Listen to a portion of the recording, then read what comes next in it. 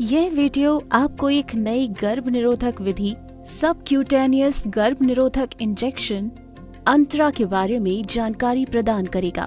इस वीडियो के माध्यम से आप ये समझेंगे कि ये नई विधि क्या है, ये कैसे काम करती है, इसके क्या फायदे हैं, इसका उपयोग कौन कर सकता है और कौन नहीं, एवं इस विधि के क्या सह प्रभाव हैं।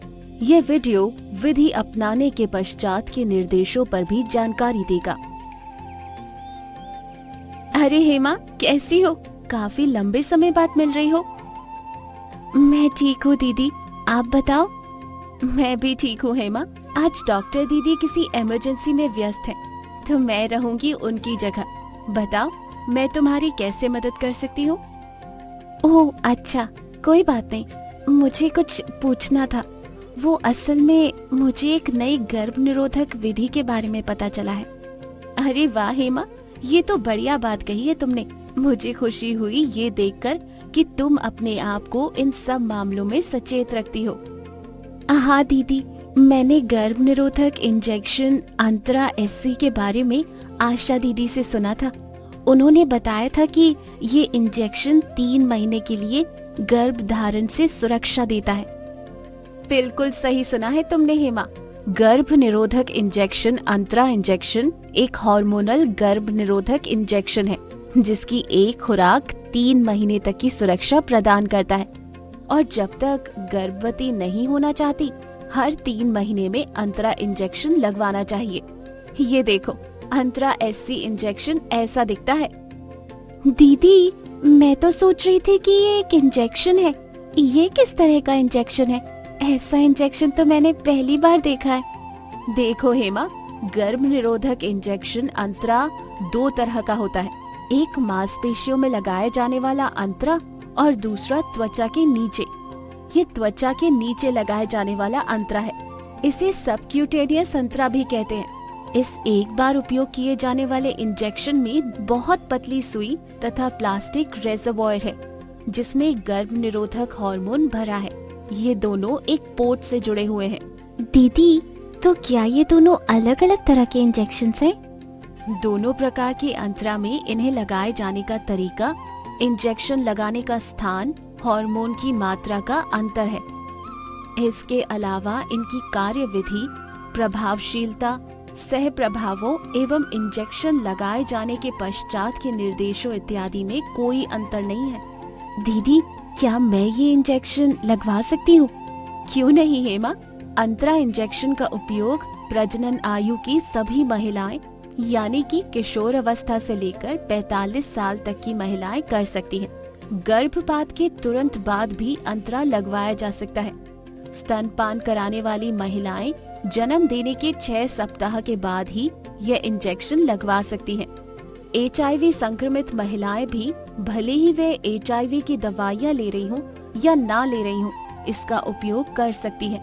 हाँ, लेकिन एक बात ध्यान रखना, वह महिलाएं जिन्हें उच्च रक्तचाप, स्तन कैंसर, यकृत की गंभीर बीमारी, पैरों तथा फेफड़ों में रक्त का थक्का बना हो या फिर हृदय आघात हुआ हो, योनि से बिना किसी कारण के रक्त स्त्राव होता हो या मधुमेह रोग हो, उन महिलाओं के लिए अंतरा एक उपयुक्त साधन नहीं है। उन्हें डॉक्टर की सलाह के अनुसार कोई दूसरा गर्भ निरोधक साधन उपयोग करना चाहिए। नहीं दीदी, मुझे ऐसी कोई परेशानी नहीं है। फिर तो अंतरा तुम्हारे लिए एक उपयुक्त गर्भ निरोधक साधन है। दीदी, मैंने सुना है अंतरा लगवाने के बाद कुछ सह प्रभाव भी होते हैं। अंतरा गर्भ निरोधक इंजेक्शन लगवाने के पश्चात मासिक धर्म में कुछ परिवर्तन, जैसे कि अनियमित रक्तस्राव, मासिक धर्म बंद होना हो सकता है। यह इस साधन के सह प्रभाव है, लेकिन ये महिला के लिए किसी भी प्रकार से हानिकारक नहीं है।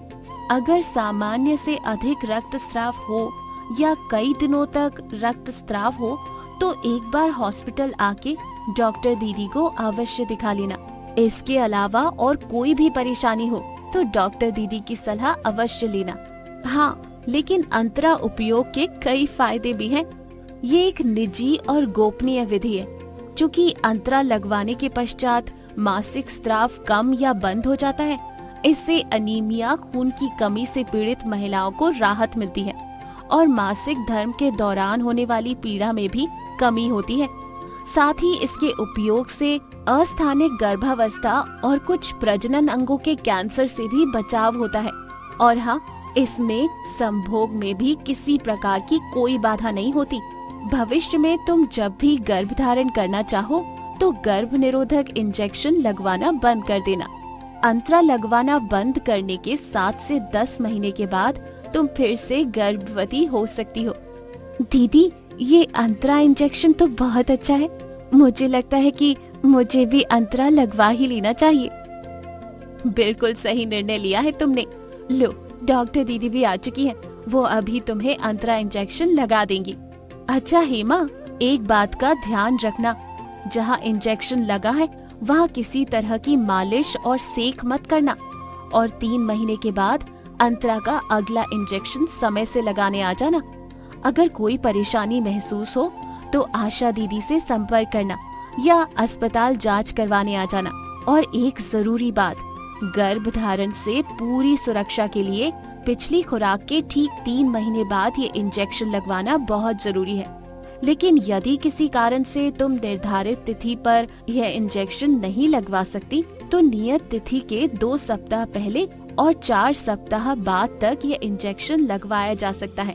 जी दीदी, मैं ध्यान रखूंगी।